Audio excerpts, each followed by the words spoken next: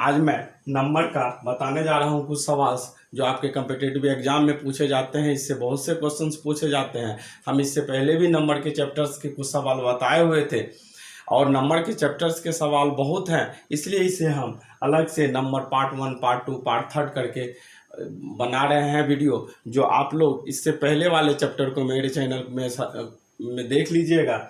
आइए हम बता रहे हैं आज नंबर के सवाल हैं जो कि आपके एग्जाम में प्रायः पूछे जाते हैं। देखिए लिखा है कि 52743 52,7435 में 7 तथा 3 के स्थानीय मानों का अंतर है। यानी कि इसमें पूछ रहा है कि स्थानीय मानों का अंतर। कहने का मतलब देखिए कि आप पहले जानिए कि स्थानीय मान जो संख्या जिस पोजीशन पे रहता है वह उसका स्थानीय मान होता है। और जातीय मान एक इसी में पूछा जाता है। जातीय मान संख्या का अपना मान होता है। जैसे कि यहाँ पे दिया है 52743 में 7 और 3 के स्थानीय मान का अंतर। तो 7 कितने पोजीशन पे, इकाई, दहाई, सैकड़ा, हजार, मतलब हजार के पोजीशन पे है, यानी कि 7 का वैल्यू हो गया 7000। और 3 के स्थानीय मान 3 कितने पे है, दहाई के स्थान पे है, इसलिए इसका वैल्यू हो गया 30। दोनों का अंतर पूछ रहा है तो हम लोग अंतर निकाल लेंगे। कितना हो जाएगा, 7 या 9 या 66970 आपका आंसर हो गया। तो इसमें क्या होता है कि आपका पूछता है एग्जाम में कि स्थानीय मान क्या होगा। अगर इसी में पूछेगा कि जातीय मान क्या होगा, जातीय मान क्या होगा, जातीय मान क्या होगा, अगर जातीय मान पूछे तो संख्या का अपना वैल्यू होता है संख्या, यानी कि 7 और 3 का जातीय, यानी 7 - 3 यानी कि 4 हो जाएगा। तो यही आपका अंतर है। आपके एग्जाम में जो क्वेश्चंस पूछे जाते हैं किसी भी कॉम्पिटिटिव एग्जाम में, कभी देगा आपका जातीय मान, कभी देगा स्थानीय मान। अगर स्थानीय मान पूछे तो देखना है कि 7 किस पोजीशन पे, इकाई, दहाई, सैकड़ा, हजार, यानी कि 7000 ये दहाई के स्थान पे है, 30, दोनों का डिफरेंस निकाल दिया, आंसर हो गया। अगर इसी में जातीय मान पूछेगा तो संख्या का जो अपना मान होता है उसी में से माइनस करके निकाल देंगे। देखिए देखने में बहुत इजी लगता है लेकिन हम लोग गलती कर बैठते हैं एग्जाम में, इसलिए हम इस सब सवाल पे फोकस दे रहे हैं। अब आइए अगला सवाल क्या कह रहा है कि कैसे हम लोग जल्द से जल्द एग्जाम में निकालेंगे। नंबर के बहुत से सवाल आपके एग्जाम में पूछे जाते हैं। अगला सवाल है कि star upon 21 into star upon 189 equal to 1 का वैल्यू क्या होगा। तो देखिए स्टार है तो स्टार का स्क्वायर ये हो जाएगा equal to 21 into 189। Star square equal to 21, 89 को लिख सकते हैं 21 इंटू 9। ऐसा हमको तोड़ना है। आपके एग्जाम में जब भी देगा बहुत ज़्यादा उलझाता नहीं है एग्जाम में ऐसा सवाल आपसे पूछा जाता है कि जो टेक्निकल वो बनेगा ही बनेगा, को आपको देखने से ही पता चल जाएगा। लेकिन आपको वहाँ फास्ट करना है, तो फास्ट करना है तो दिमाग में रखना होगा। तो हमारा देखिए कि 21 पहले दिया हुआ है, तो यानी 181 आपको देखना है कि 21 में कितना से अगला जो स्क्वायर है, स्क्वायर के रूप में लाना होगा 21 को। तो कितना से मल्टीपल करेंगे तो वो हो जाएगा। तो 191 में 9 से मल्टीपल किए, यानी स्टार इक्वल टू हमारा हो जाएगा √21 इंटू 21 इंटू 9। 2 21 है, यानी कि इसका हो गया 21 और 9 का निकल गया 3, यानी कि 63 हमारा आंसर हो गया। देखिए ये सब सवाल आपके एग्जाम में पूछे ही जाते हैं, इसलिए थोड़ा सा इस पर क्या कीजिए, कोई भी सवाल है उसको प्रैक्टिस करना है, बना लेते हैं, प्रैक्टिस करना है। अगर हम लोग उस सवाल को कम से कम 10 बार, एक ही सवाल को 10 बार लगाते रहेंगे तो इससे क्या होगा, हमारा प्रैक्टिस होगा और हम किसी भी कॉम्पिटिटिव एग्जाम में निश्चित रूप से जल्द निकाल पाएंगे। देखिए कह रहा है कि अगला सवाल लेते हैं। अगला सवाल कह रहा है 2904 के अवभाज्य गुणनखंड होंगे।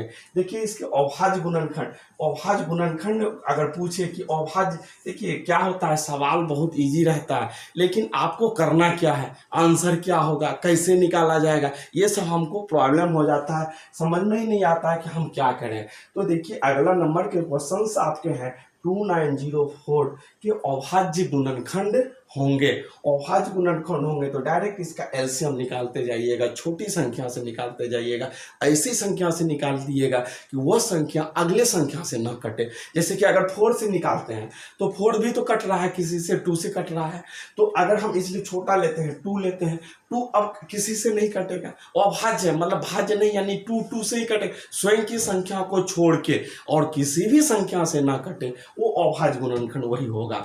यानी कि अगर हम यहाँ पे 4 लेते हैं तो वो 2 से कटेगा, तो अभाज्य गुणनखंड नहीं रहा। 2 लेते हैं तो स्वयं की संख्या के अलावा किसी दूसरी संख्या से नहीं कटेगा, तो यानी 1 को छोड़ के, 1 तो किसी भी संख्या को काट देती, तो 2 1 जा 2, ये 4 8 5 2 हो गया। फिर 2 से इसको लगाते हैं, 2 2 जा 4 6। अब आगे लगाते हैं, देखिए किससे निकलता है,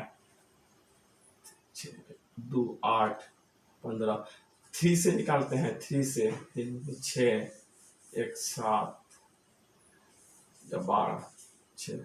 अब किससे ये निकलेगा, ऐसा लेंगे कि हमारा कट जाए, किसी से 2 से लेते हैं, आगे करते जाएंगे, ऐसा लेंगे 11 से ले लेते हैं, 11 2 जा 11 के टेबल में अगर लेते हैं 2, फिर हो जाएगा 2, फिर 11 से ये कटेगा,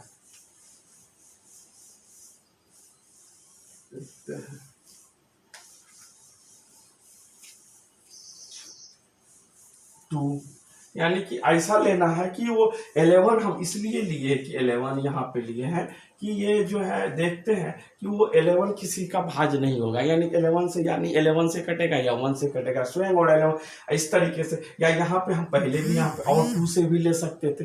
इसी तरीके से ऐसा अभाज्य गुणनखंड निकालना है जो कि स्वयं और 1 के अलावा किसी और दूसरे से ना कटे, यानी कि हमारा हो गया 2 × 2 × 3 × 11 × 11 × 2, यानी कि इसको हम लिख सकते हैं तीनों 2 को एक जगह, × 11 × 11 × 3, तो 2 का क्यूब × 11 का स्क्वायर × 3 हमारा आंसर हो जाएगा। यानी कि देखिए कि यहाँ पे 2909 इसका अभाज्य गुणनखंड, हमारा कहने का मतलब है कैसे भी निकालिए, कोई दिक्कत नहीं है, एलसीएम के अनुसार निकालिए, कि ऐसे संख्या से निकालना है कि जो संख्या स्वयं और 1 के अलावा किसी और से ना विभाज्य हो, वैसे संख्या से इसको हमको कटा के निकाल लेना है, और जो होगा उसका स्क्वायर करके लिख देंगे, वही हमारा आंसर हो जाएगा। यहाँ पे हम लोग 2 से लगाए, 3 से लगाए, 2 से भी लगा सकते थे, जो कि बाद में 2 से लगाए, 11 से लगाए, ऐसा संख्या पकड़े कि जिससे कि वो अभाज्य गुणनखंड उसका हो जाए, वह स्वयं की संख्या और 1 के अलावा किसी और से नहीं कट रहा है।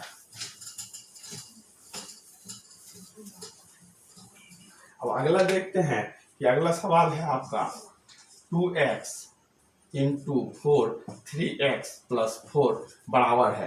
अब देखिए बराबर है, इसमें क्या पूछ रहा है, इतना के बराबर है, यानी कि इसका वैल्यू क्या होगा, इसका वैल्यू देखिए क्या होगा, यानी इक्वल टू हो जाएगा 2 पे पावर x, 4 को हम लोग कर सकते हैं 2 पे पावर 2, ये हो जाएगा 3x + 4, यानी कि ये पावर जो है मल्टीपल हो जाएगा, इक्वल टू हम लोग लिख सकते हैं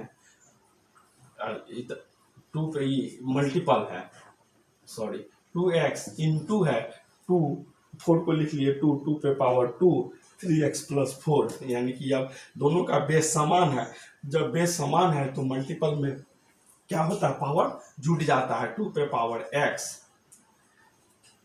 2 पे पावर x प्लस, इसको तोड़ेंगे तो कितना हो जाएगा, 2 3 जा 6x + 8, यानी हो गया 2 पे पावर 7x + 8 हमारा आंसर हो गया। यानी कि देखिए कि ये सवाल क्या है, 2x × 4 पे पावर 3x + 4, तो 2x, इसको 2 को हम तोड़ लीजिए, 2 पे पावर 2 को 4 लिख सकते हैं, 3x + 4 पावर हो गया। तो अब देखिए बेस सेम है, बेस हमारा सेम हो गया, मल्टीपल में पावर क्या होता है, बेस अगर सेम हो तो मल्टीपल में पावर जुड़ता है, अगर डिवीजन रहेगा तो पावर घटेगा, तो मल्टीपल है तो पावर जुड़ जाएगा, x प्लस ये 2 × 3 6x, ये हो जाएगा 2 × 4 8, यानी 2 पे पावर 6 + x 7x + 8 हमारा आंसर हो गया। देखिए आज नंबर के इतना ही सवाल अभी ले रहे हैं, अभी नंबर आपका नंबर चैप्टर में बहुत से सवाल हैं, इसलिए पार्ट 1 पार्ट 2 पार्ट 3 करके हम एक एक सवाल को बताएंगे। कारण है कि नंबर से आपके एग्ज़ाम में बहुत सवाल, कम से कम 10 या 15 सवाल ज़रूर से पूछे जाते हैं। सवाल तो इजी रहते हैं, लेकिन हमको उसको बनाने में गलती कर देते हैं, समझ में नहीं आता है क्या करना है नहीं करना है। इसलिए हम आपको सभी डाउट को क्लियर करते जाते हैं। तो आइए, अगर आपको इस हमारे चैनल से कुछ सीखने को मिले तो ज़रूर मेरे चैनल को सब्सक्राइब कर लीजिएगा, बेल आइकन दबा दीजिएगा, लाइक कर दीजिएगा। अगर कोई प्रॉब्लम हो या कोई एक प्यारा सा कमेंट कर दीजिएगा। बस आज इतना ही। Okay bye, thank you.